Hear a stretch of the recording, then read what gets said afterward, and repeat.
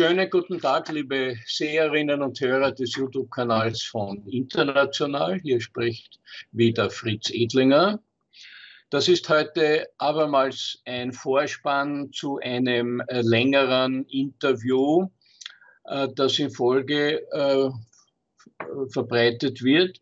Es handelt sich dort um eine Aufnahme, die von einem Blog namens Neutrality Studies gemacht wurde, mit dem Initiator dieses Neutrality Studies, den schweizerischen Politikwissenschaftler Pascal Lothers, haben wir ja schon öfters Videos oder Gespräche verbreitet, auch Gespräche und Videos von ihm selbst.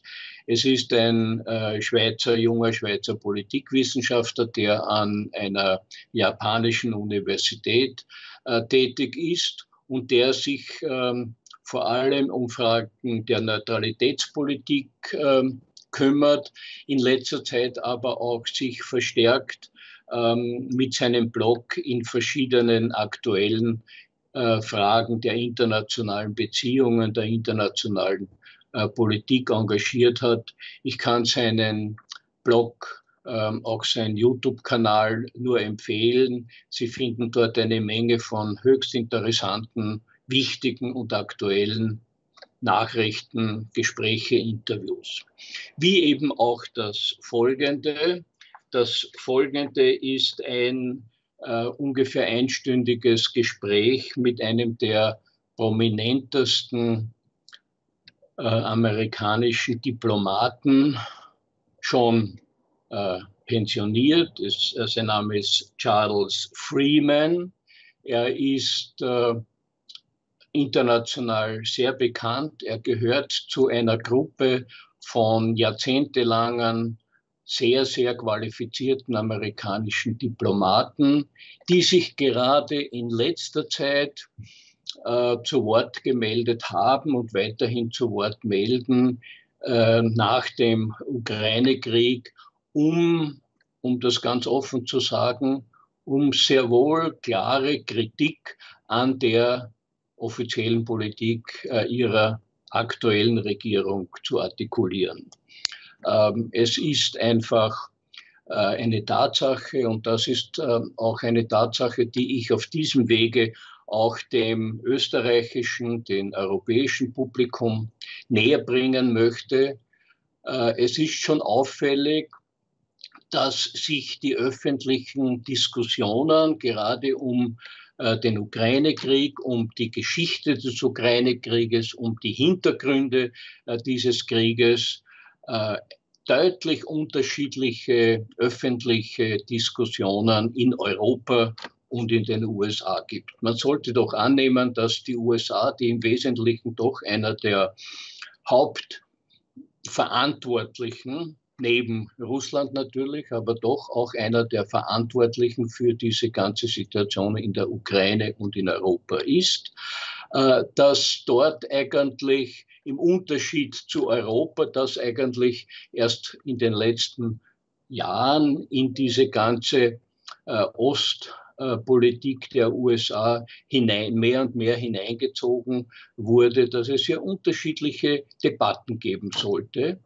Und als Europäer, als Mann in einem neutralen, kleinen europäischen Staat, bin ich schon einigermaßen überrascht, unangenehm überrascht, dass eigentlich die mehr oder minder kritiklose Unterstützung dessen, was die westlichen Staaten in der Ukraine tun und in den letzten Jahren getan haben, weniger offen, weniger kritisch sich darstellt als jene aus den USA.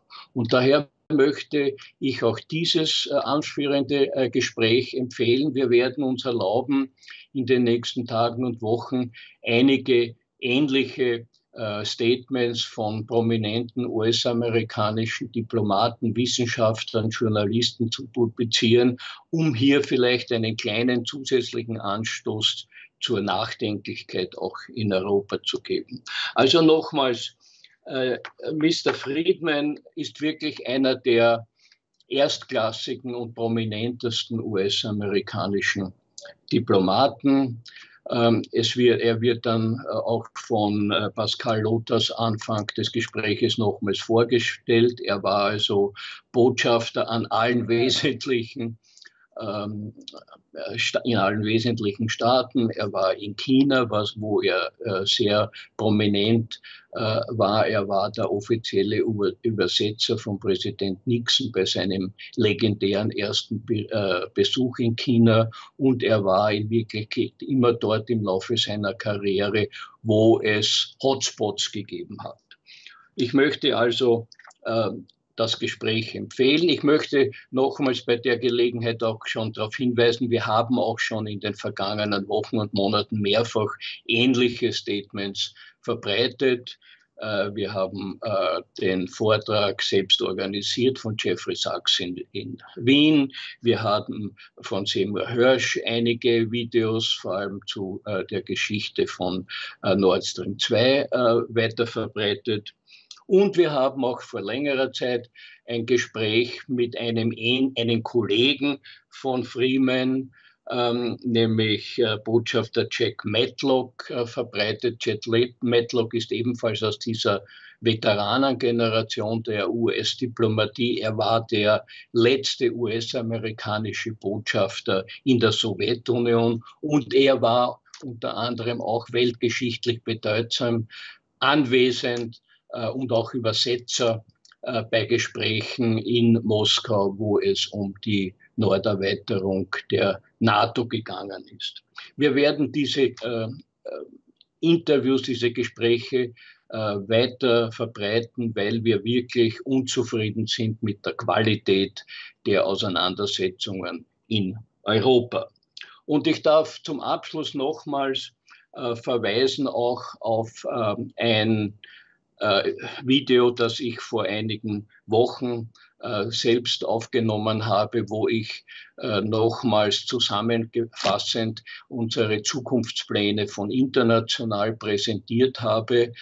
Gerade jetzt in der Mitte des Sommers, wir sind also Anfang August, bereiten wir ein sehr umfangreiches Herbstprogramm vor, sowohl auf dem Gebiet der Printmedien unserer Zeitschrift, als auch hier auf dem YouTube-Kanal, als auch bei Veranstaltungen. Wer sich das noch nicht angesehen hat und daran interessiert ist, wie es mit international weitergeht, dem möchte ich das Video nochmals empfehlen. Es ist wichtig, um auch den Kontakt zwischen jenen, die international produzieren, planen, und jenen, die quasi unsere Zielgruppe sind, zu verbessern und zu intensivieren. In diesem Sinn, herzlichen Dank für Ihre Aufmerksamkeit. Ich wünsche viel Interesse bei dem Video, bei dem anschließenden in der nächsten Stunde und freue mich schon auf weitere konstruktive, auch kritische, wenn gewünscht, Auseinandersetzung mit Ihnen als unsere Seherinnen und Seher. In diesem Sinn, schönen Sommer, bis zum nächsten Mal. Auf Wiedersehen.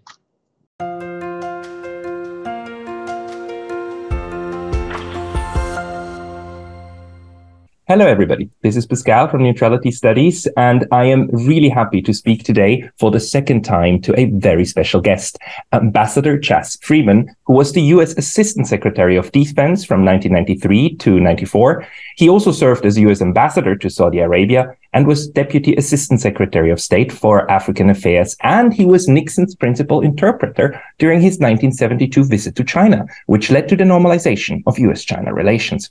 Ambassador Freeman is intimately familiar with Taiwan, China, Africa, and the Middle East, speaking fluently not only French and Spanish, but also Chinese and Arabic.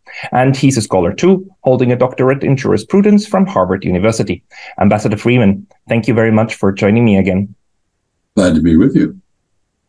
Ambassador, let's start with China and US-Chinese relations, because currently a lot of things are happening. So you were there in 1972 when Nixon and Kissinger together were in China, and you interpreted for them. And now Mr. Kissinger, at the age of 100, went again to China. He's not in office. He's not a US official, and he was treated better than most US officials who visited over the past couple of months. What is this visit about? How do you interpret it? And do you think What do you make of it? I don't think it was officially inspired.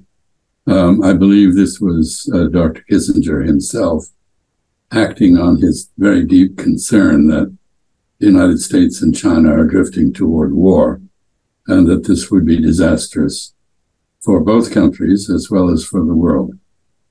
So I think he went to China to express his concern and to inform himself about how the Chinese see things, because he is, in addition to a gifted practitioner of statecraft, he is a very competent diplomat.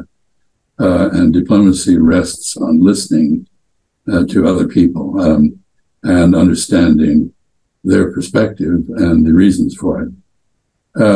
I believe he was treated the way he was for several reasons. One is, of course, that the Chinese remember his contribution to the opening of China to the world, to the normalization of relations with the United States. They have great respect for him, both as a statesman and as a diplomat. And they are quite serious when they talk about attending to old friends. This is one reason. Another, I think, frankly, was to demonstrate to the incumbent Secretary of State, Mr. Blinken, and others in Washington, that it is possible to have a very fruitful dialogue with China, that China can treat you well rather than scornfully, providing you meet it halfway. And so this was a bit of a put down, I think, for the current White House team. I think it also was an illustration to Russia that China is, as Lord Palmerston advocated, interested only in its interests. It has no permanent relationships or friends. It only has permanent interests. So I think all of these points were made by this trip.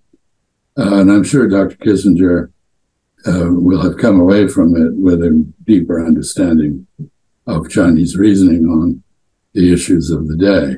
Whether the Biden administration will listen to him or not is a difficult question to answer, because the United States is in the grip of a sort of political hysteria about China, which impedes rational consideration of alternative approaches.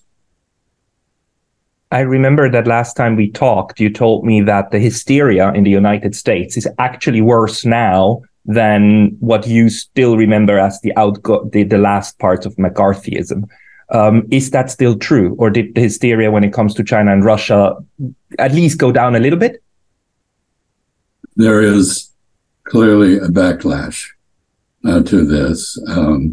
I think that is represented by Janet Yellen, the Secretary of the Treasury, and the Secretary of Commerce, Gina Raimondo.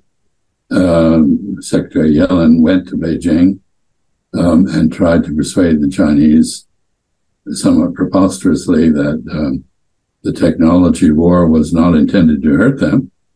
I don't think they believe that. But I think her arguments were largely directed at a policy debate that's below the surface in Washington. And I think Ms. Raimondo, who is a very able, thoughtful person, is probably making the same case.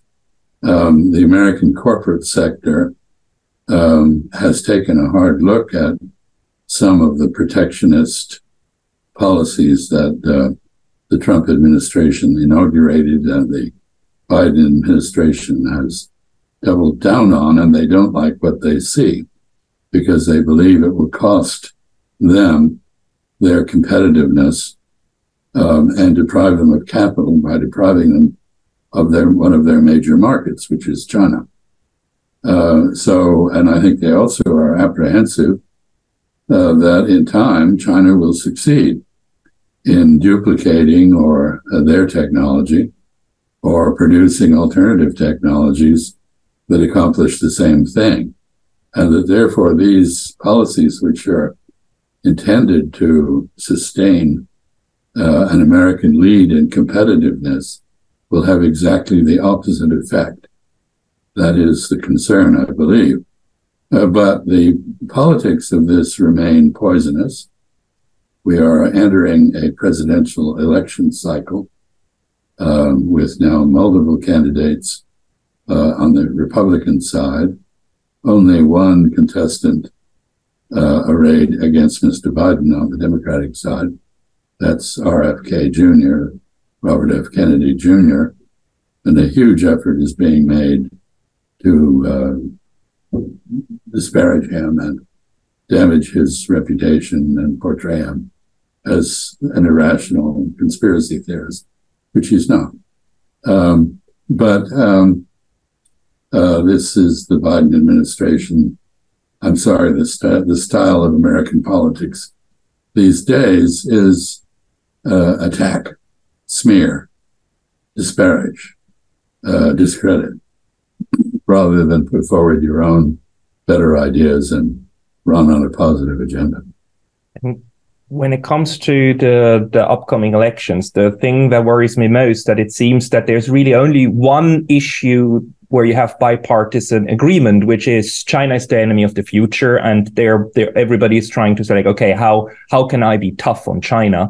I am very, very worried that the US-China relationship will end up in a war, and it will be a war in and about Taiwan, and that Taiwan could become a second Ukraine. Now, on the other hand, Taiwan has way more capacity as a state, right, than like compared to Ukraine, way less corruption, and is over 100 years old, 111 years old, this bureaucracy. You who knows both Taipei and Beijing, do you put any hope in the fact that these two might be able to work it out, and that maybe the influence from the US would be less strong than in the case of Ukraine, or how do you see that? I think at the moment there is impasse, and that has to do with identity politics in Taiwan, which the United States has inadvertently aided and abetted. Every time we make an arms sale, or the Speaker of the House has a meeting with the Taiwanese leader, people in Taiwan, some people in Taiwan, take that as an invitation to press for more official recognition by the United States and the international community, and to do things which outrage and infuriate Beijing and contradict the idea of a single Chinese nation, however many polities there may be within that nation. There's one China internationally, and Taiwan, maybe it is, in fact, a very, very robust democracy with a high standard of civil liberties and the rule of law, admirable in many, many respects, but it is still Chinese, and that cannot be easily cast aside. So left to their own devices at the moment, they will not make up. And that, of course, is part of Beijing's dilemma. If there is no path to a negotiated solution for the status of Taiwan in relation to the rest of China, then the only alternative is the use of force. And the United States inadvertently, again, plays into this by adopting an approach which is diplomacy-free and reliant entirely on military deterrence. Military deterrence, in the case of Taiwan, is seen by China as foreign interference in the Chinese Civil War, and rather than deterring, it provokes an arms race and reactions. Now, I think there is sensitivity in Taiwan growing to some of these dilemmas. And I know that Tsai Ing-wen, the president in Taipei, apparently did take the initiative to turn Kevin McCarthy, the Speaker of the House, away from a visit to Taiwan, and to try to arrange something that she hoped would be less provocative in California. I'm not sure it was less provocative, but at least she made an effort to reduce the level of provocation as she saw it. And of course, in the end, whether Beijing is provoked or not is determined by Beijing, not by Taipei or Washington. And whether there will be a war over Taiwan or not will be determined by Beijing's reaction to policy changes in Washington and in Taipei. Now, we're coming up on an election in Taipei in early 2024. The leading candidate at the moment, Lai Ching-te, who's the current vice president, is judged by Beijing to be a dyed-in-the-wool independence advocate. His election would be a moment of crisis in the Taiwan Strait. What Beijing would do if he were to win, I don't know. But he's also got a problem in Washington because he made it clear that if he won, he would expect to visit the White House, which is totally inconsistent with even the minimal remainders of one China policy that the United States adheres to. So there's an effort being made, I gather, to persuade him that that is not something he should aspire to do. I have quite a few friends in Taiwan, and all of them agree that the worst thing to happen would be a war. Even being absorbed by China would not be as bad as a war. So there is no appetite, and I think we also see that from the opinion polls, for a war with China. I mean, China is Taiwan's largest trade partner. These two are geographically and historically interlinked as closely as Ukraine and Russia. So do you think that there is a way that maybe a third party could mediate something? I mean, Japan has zero interest in a war between China and Taiwan. It's a worst case scenario for Japan. Do you put any hope into Japanese diplomacy? I'm not really, but maybe you do. No, I think Japan is not the party to mediate this. If anyone were able to do that, it would be a disinterested party favorable to both sides, like Singapore. But Japan has a history in Taiwan, which begins with its occupation of the Taitung area in the 1870s. It had to be pried out of there by an American diplomat, actually, whom the Qing government in Beijing hired to negotiate with Japan. They ended up paying $15 million for the Japanese to vacate the area that they had occupied. And by the way, they didn't just occupy it; they killed everybody in the local tribe, down to the dogs and chickens, on the grounds that when a Japanese freighter went aground there, the local inhabitants had eaten the crew. So this was the habit of the indigenous non-Han population there. So that began a relationship between Beijing and Tokyo, which is unfortunate. And it became more unfortunate in 1895 when Japan annexed Taiwan and occupied it, the Japanese Navy managing it until 1945. The first 20 years of that period, by the way, were full of violent insurrections by Taiwanese. There were also problems with the Aboriginal inhabitants, many of whom were gassed, nerve gas, from aircraft by the Japanese Navy. But sometime around the late mid-1920s, going into the 1930s, the Navy had succeeded in persuading Taiwanese to assimilate to Japan. And when, in 1945, when troops from Chiang Kai-shek's Republic of China retreated from the mainland to Taiwan, they found a population whose intellectuals were far more comfortable discussing things in Japanese, who read Japanese newspapers, who lived in Japanese-style houses on tatami, and who ate Japanese food, which most Chinese regarded as horrifying. And I think these troops who came, most of whom were peasants who had been rounded up and conscripted, treated the Taiwanese with all of the affection that they had for the Japanese after some 25 to 30 million Chinese had died in the 1931 to 1945 war on the mainland. So Japan is not in a position to mediate, even if it wanted to. And I think Japan is appropriately cautious. I note that Japan has not made a commitment of any sort to military intervention in the event of war over Taiwan. It clearly has a major strategic interest in the status of Taiwan, but it has not threatened the use of force. And I think that is wise on the part of the Japanese. So if we are to see a mediation, it will have to be from somewhere else. The United States can't mediate because we are a party to the dispute. And I don't think we're in a mood to do anything anyway.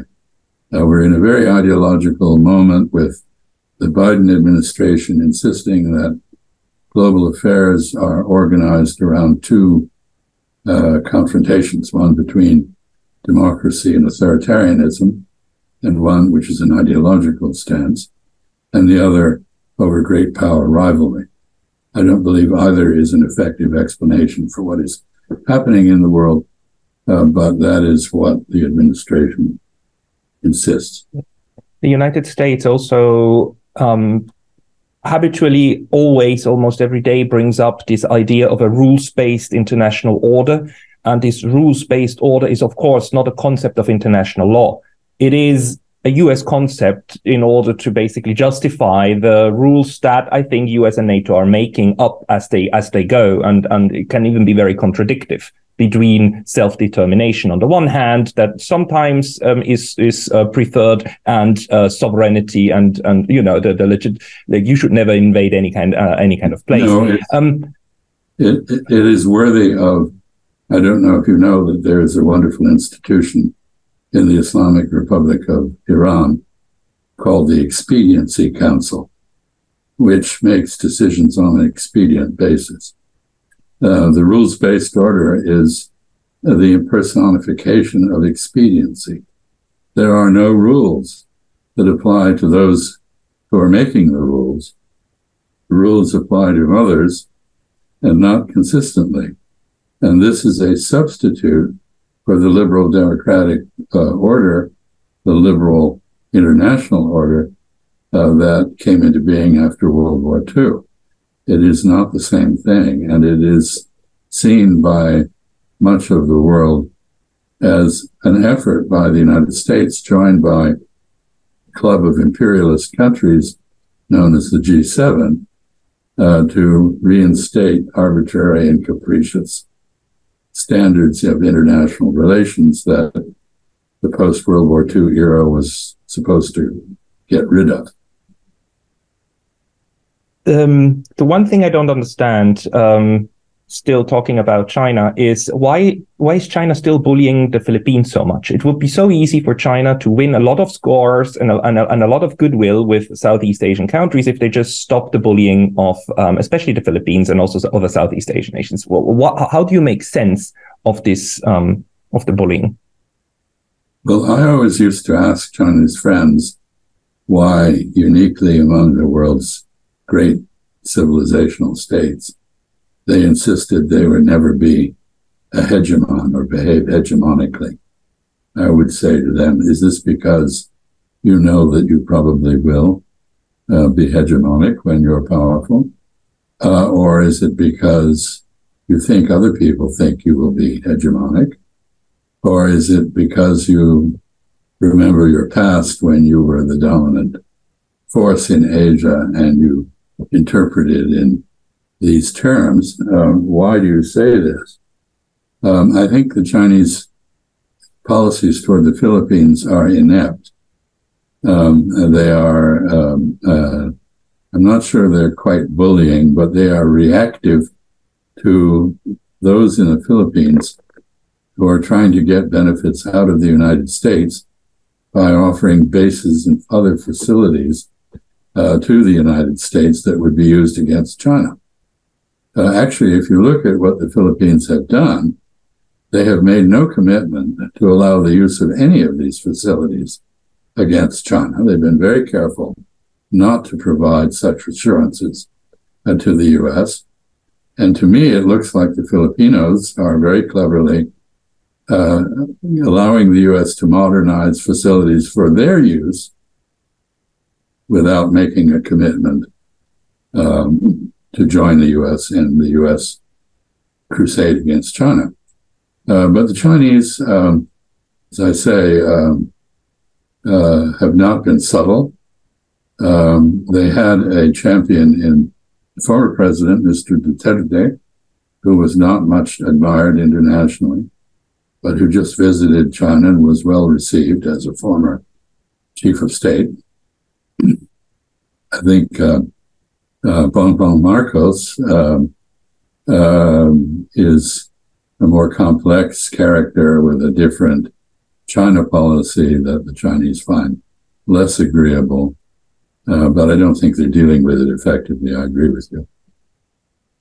Let's move to European affairs, because you were the man, I believe, who coined the sentence that the US and NATO would be willing to fight to the last Ukrainian in the ongoing war. Do you think that that is still true? And will the US ever be willing to go back to a more diplomatic approach in order to find a settlement of this obviously World War I style trench warfare that we have by now? I'm afraid that we have been very cynical.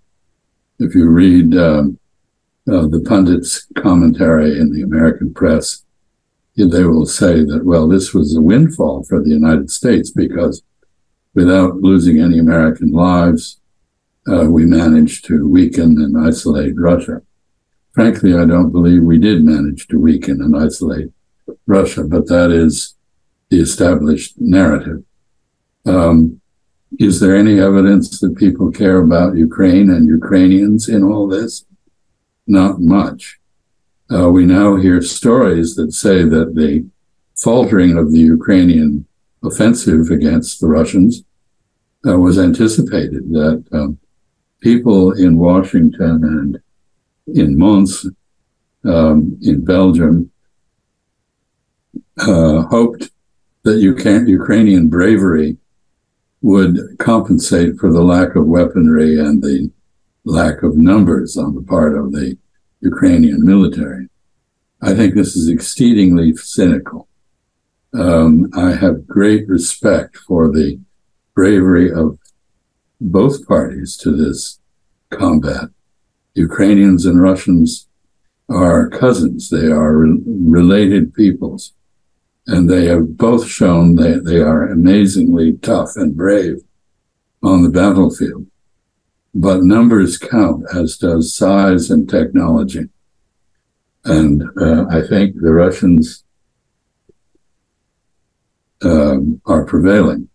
What will happen, we do not know. But I know that Mr. Stoltenberg, the recently reappointed Secretary General of NATO, now says that there is no path for NATO to accept Ukraine as a member and accept a Ukrainian victory. And I think almost no one now expects a Ukrainian victory. President Biden has said that Ukraine can become part of NATO when there is a peace treaty with Russia.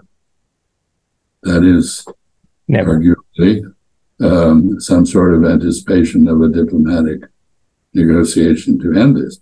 Of course, there was a diplomatic negotiation back in 2022, which Boris Johnson apparently spoiled. What I think is likely to happen now, because I believe the Russians are in the beginnings of their own offensive against Ukraine, is that we will see the Russians take territory and menace Odessa, which, if they took Odessa, the Ukraine would no longer have a seacoast. I think they will offer peace in return for withdrawal from those areas that they don't care about in Ukraine, and in return for not taking Odessa. And if Ukraine balks, they will take Odessa. They will have the capability to do that. The strangest thing about what is happening is at the very moment when people in NATO, like the German defense minister, are admitting that NATO does not have the capacity to fight Russia, even though Russia has not had the capacity to overwhelm Ukraine. NATO is talking about doing things in East Asia. Well, if you can't defend your own space, your own European homeland, what are you doing talking about doing things in Asia? This is very strange, and it appears to be posturing for the benefit of people in Washington rather than a serious initiative. I don't see what European armed forces could do that would be of least use in the contingencies that East Asia faces, whether they're a renewed war in Korea, or they are a Taiwan war, or they are naval combat in the South China Sea. You know, when for the last 1 year, a question that haunted me very much is why did neutrality not become the off-ramp and the solution to Ukraine? Because to anyone, I believe, with any kind of historical knowledge, the Ukrainian case is so similar to the Austrian case in 55 exactly. that it should have been the solution. Kissinger said it, Chomsky said it, I think you said it, like there's so many people who said it. And we know that in end of March last year, this neutrality agreement was basically already tabled, and then Johnson kind of spoiled it. So I don't understand why neutrality didn't become the solution. And by now, my answer is because the neocons in NATO didn't want it. They wanted everything and nothing less. Do you agree with that assessment, or am I wrong? No, I think you're right. And I think you can see this play out. The Russian massing of troops on the Ukrainian border came in the context of a demand for a negotiation on European security architecture and reassurances to Moscow that weaponry would not be placed in Ukraine on its border. And it's clear that if Ukraine were to have been brought into NATO, such weaponry would have been placed. In fact, Ukraine for 8 years had been trained, reorganized, re-equipped to NATO standards by the United States and other countries, and this was of concern to Russia. The response of the United States was a blunt refusal to entertain any discussion of European security architecture. This meant that there was no path, that negotiations, a no negotiated path for the Russians to achieve what they regarded as a fundamental national security goal, and that is freedom from hostile presence on their border. Now, they agreed, of course, to the incorporation of the Baltic states into NATO. They didn't like it, but they acquiesced. I don't think they saw Estonia or Latvia or Lithuania in any respect as threats to Russia. They expected that these small countries would be appropriately cautious in their dealings with Russia, as Finland had been for decades. They agreed also to the Minsk Accords, which kept the Donbass and Luhansk regions as part of Ukraine with a measure of autonomy. So they weren't looking initially to detach these areas from Ukraine. The main issue was, in fact, Ukraine's alignment with NATO, or its incorporation into an American sphere of influence in Europe called NATO. The Russians were not proposing to embrace Ukraine as part of their sphere of influence, they were precisely asking for its neutralization. And the fact that this was rejected was the product of a combination of triumphalism, knee-jerk Russophobia, and a desire to put Russia down. And we saw that almost immediately after Putin responded to the rejection of negotiations by using force against Ukraine. When the sorry, I've lost my train of thought now.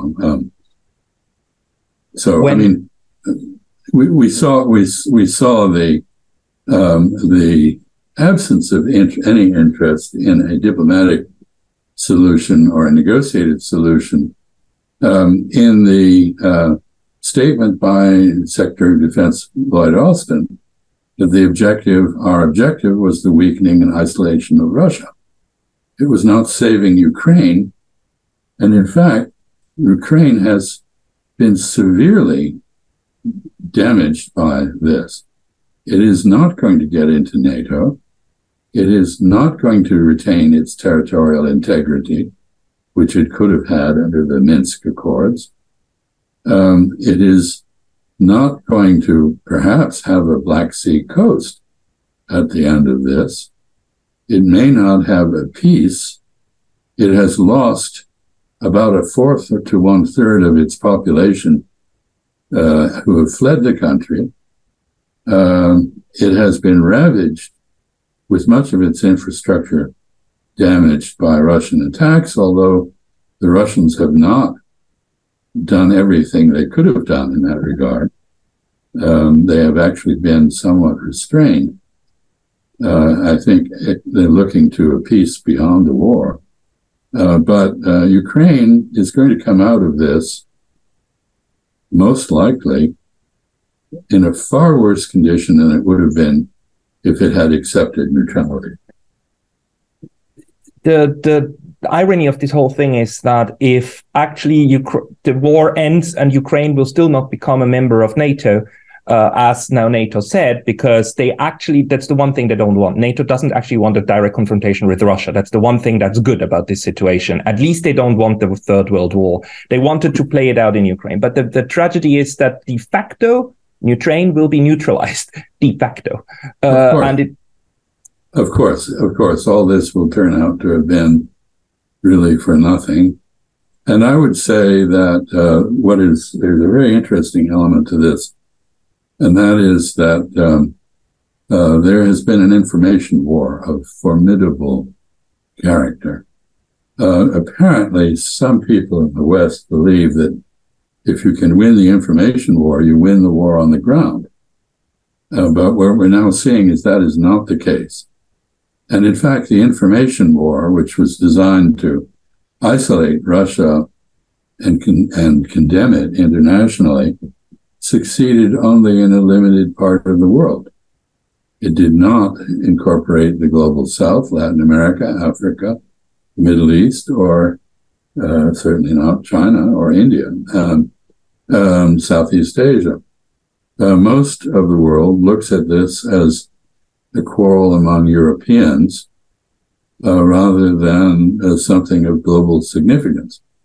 Therefore, the framing of the information war that the United States and NATO members undertook has not succeeded. Ukraine has not been saved from damage. Russia was not deterred from attacking Ukraine. There has been no clear war termination strategy. Russia has not fallen apart. There has not been regime change in Moscow, as some expected might happen, and so forth and so on. So from the point of view of the West, in the end, when all this is over, the one thing that has happened that has been arguably positive has been a measure of revitalization of NATO as an institution, and better ties among NATO members. But I don't expect that to outlast the war, because you can already see the splits between, let's say, Hungary and Poland and Italy, and your own country, Switzerland, got dragged into this in a way that has compromised Swiss neutrality that I suspect the Swiss will regret and not take as a precedent. We have one good piece of information, which is that we are right now preparing a referendum on strengthening neutrality again, which will come through in about 1.5 years from now. And I do expect that this will push back the entire situation quite a bit, because there is no appetite in the Swiss population for actually taking sides. The question is our sanctions taking sides or not? But let me ask you one more thing, because the answer to that is yes. They are economic warfare. They are. Yes. I argue. So I don't know how the Swiss people who make up their own mind about things sometimes make decisions that seem rather odd to other people about gender issues and so forth. But I'm sure the Swiss will come to their own conclusion. I doubt that it will embrace sanctions in future. For this reason. I hope so too. And Switzerland, I have a very good Swiss friend who has always described the Swiss as a hill tribe that knows something about money. And, and I think Switzerland has prospered because it does know something about money, and it knows something about not getting involved in other people's fights. Look, not being in war for 200 years is very good business. So that's the main reason why people should be neutral, because it's very good for business. So do business and stay out of other people's conflicts. It's quite simple. Well, you are Swiss, I can tell. Let me ask you one more thing, because you were there in the 1970s. You have seen how the Cold War could go from the height of the Cuban Missile Crisis, from the height of danger to relaxation. In 1975, the creation of the Conference of Security and Cooperation in Europe, to me, is the beginning of the end of the Cold War. It was this moment when all the Europeans get together in a conference, which they always have to do. 1815, big conference, 1918, big conference, 1945, a big conference, 1975, a big conference. Conferences are always the moment of relaxation. Do you see any moment or any possibility for the Europeans and the Americans in the same boat to actually go back to talking? And when that happens, do you think the Russians will trust them? Because one of the main problems is that the Russians have been lied to time and again. And, even the corn deal, the Russians have been cheated out of their part of the agreement. Do you think the Russians will come back to trusting the Europeans? I don't think the Russians will trust anybody in future. And I think one of the results of the recent evolutions has been that Russia, which had spent 300 years trying to identify itself as European, develop a European identity, has gone back to asserting itself as a separate civilization, and has turned east and south. It now looks to China and India, not to Europe. That is a big difference. And the same, in some respects, has happened to Turkey, which also sought to Europeanize itself, which the European Union EU accession process was very effective in changing Turkey for the better. But it has almost given up. Now, I gather that Mr. Erdogan, when he agreed to relent on Swedish membership in NATO, extracted some sort of promise about a renewed path to EU membership. But I don't think your neighbors, the French, who seem to have some notion of Christendom and a dislike for Islam, which is tearing France apart at the moment, I don't think they are prepared to accept a large Muslim member of the EU, and perhaps others in the EU feel the same. So I think what has happened is that the Eurasian part of Europe, the part that connects to the rest of the Eurasian landmass, has spun off, and I don't think it's coming back. Now, having said that, NATO, originally the Partnership for Peace, was a potential concert of Europe mechanism, a European security mechanism that would have been universal in membership, which had a relationship with Russia through the NATO-Russian Council, and which could have been taken on the management role of European security affairs that the CSCE has not been able to take on. So there are institutions that could be repurposed. But I think Russia will be very standoffish in the future for the reasons that you mentioned. Let's move forward to the non-aligned world and to Africa and some other countries that you already mentioned are not on board with the Western messaging of this is, good against evil, democracy against autocracy. They're not having it. They're not taking it. But the African countries, Southeast Asian countries, South American countries are today in a much different position than where they were during the Cold War, when non-alignment really they were extremely weak and very disjointed. Right. We can see today that they're much more organized and much more willing to actually assert their position. Do you think the non-aligned or the non-Western world, what role will they play in the next years to come? Well, what has happened in terms of the global order is a lot of regionalization, great powers on the regional level. If you look at the Middle East, for example, Saudi Arabia, despite Mr. Biden's effort to make it a pariah, has emerged as a country that is a middle-ranking power that is courted by almost everyone for its wealth and its Islamic influence.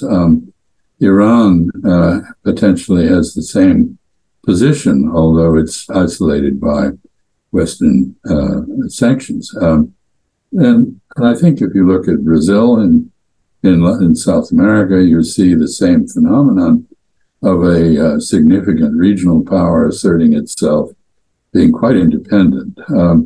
This is true in Africa as well, South Africa and Nigeria, as well as Ethiopia, the three sort of great powers on the continent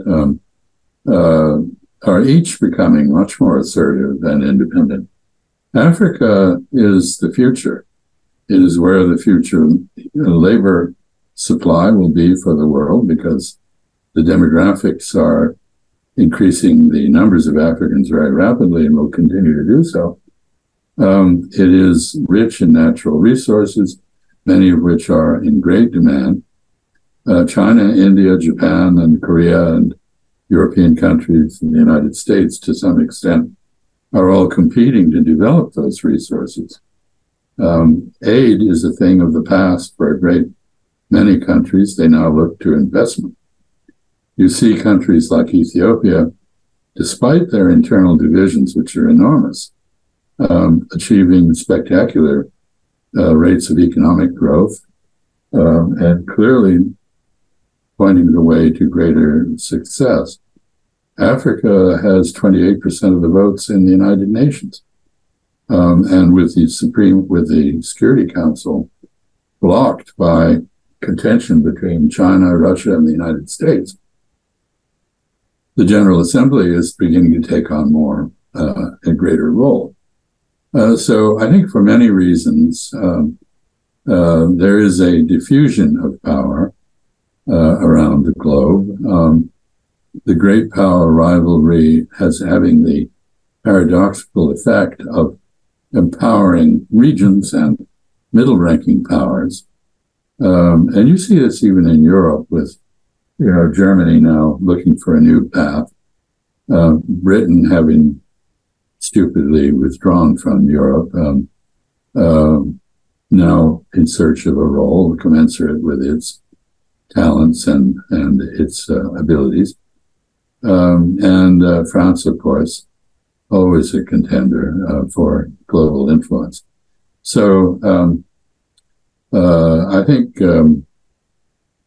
the world is this business of a new Cold War is nonsense for many reasons. First of all, there's no guarantee it will be cold, because in this case, the case of China, it involves the question of what is Chinese territory. The Cold War never involved an issue like that with the Soviet Union or the United States. There was no challenge to the Soviet territory of a military nature. The United States did not recognize the incorporation of the Baltic states, but in practice, we tolerated and agreed to that. So this is very different. And, Ukraine, by any standard, is a sovereign independent state. Whether you agree that Russia was provoked into an invasion of it or not, clearly the invasion was a gross violation of the UN Charter and the rules of international law. And I note that the global South, the global majority, if you will, has been quite free in saying that they don't agree that Russia had the right to do what it did or that it was legal. What they reject is putting this in a context of great power rivalry and insistence that they align themselves with the West.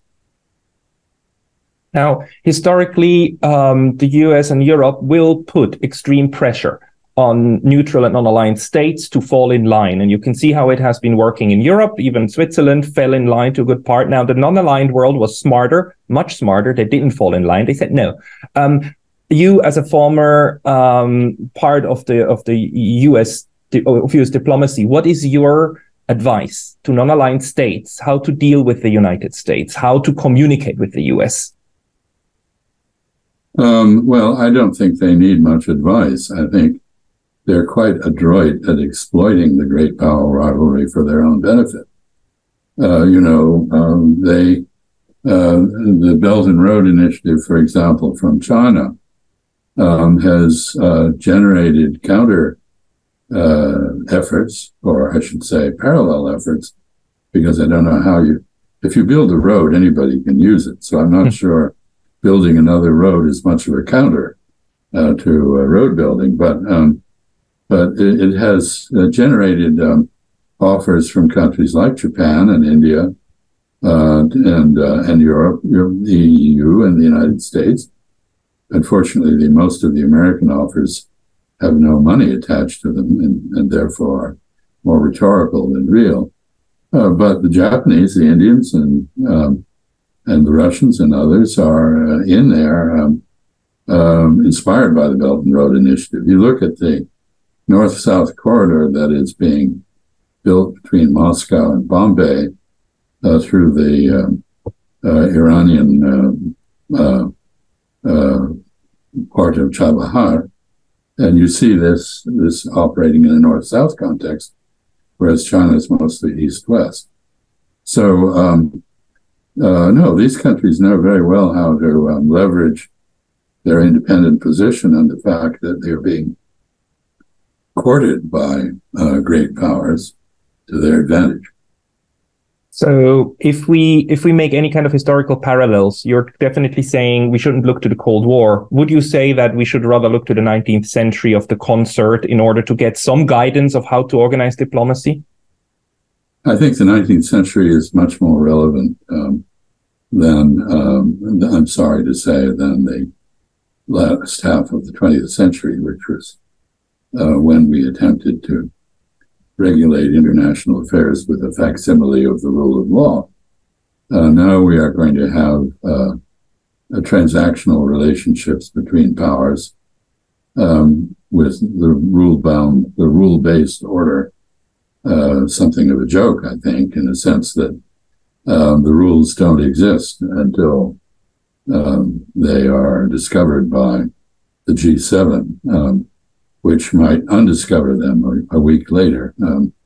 Anyway, I think the 19th century offers many useful examples of. You mentioned conferences. The Congress of Vienna was the end of the Napoleonic Wars, and it was skillfully arranged by a remarkably gifted group of diplomats,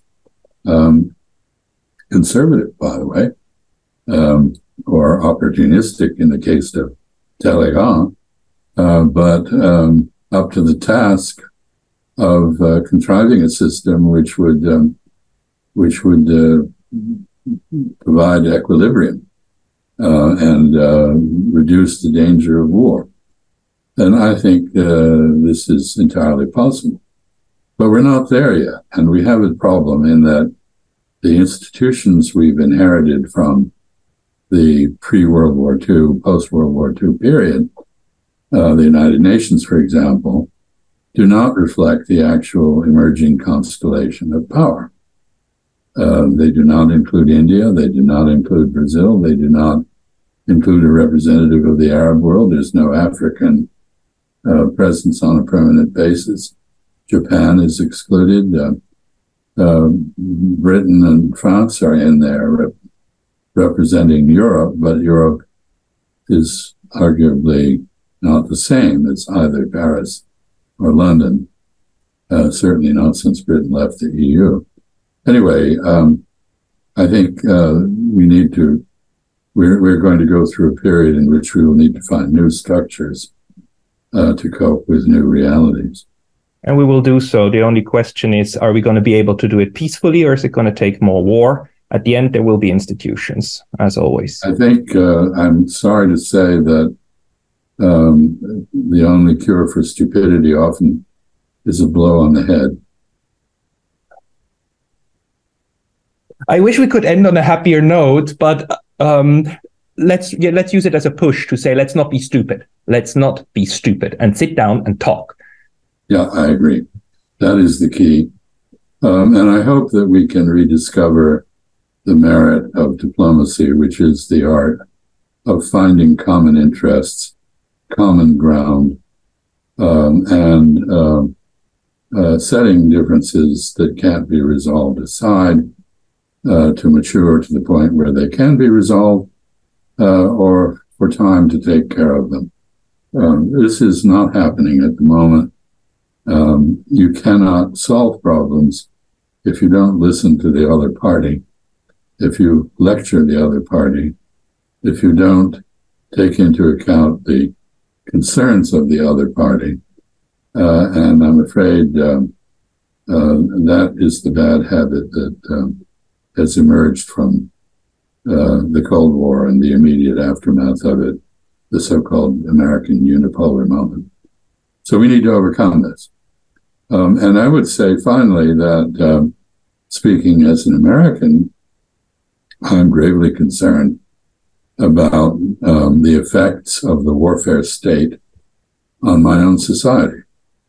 I was proud to be an American because of the high degree of civil liberties, the rule of law, the predictability of our society, the opportunity for advancement to people that it offered.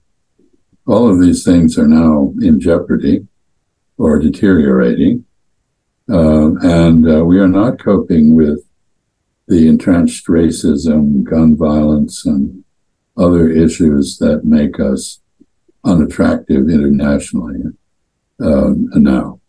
And I think we need to get our act together. And I'm afraid it will take some sort of catastrophe to convince us to muster the will to do so. Let's hope we can avert catastrophe. But Ambassador Freeman, I thank you very much for your wise words, and I hope they will be heard around the world. Thank you for taking the time. Keep well. It was my pleasure to talk to you. Bye-bye.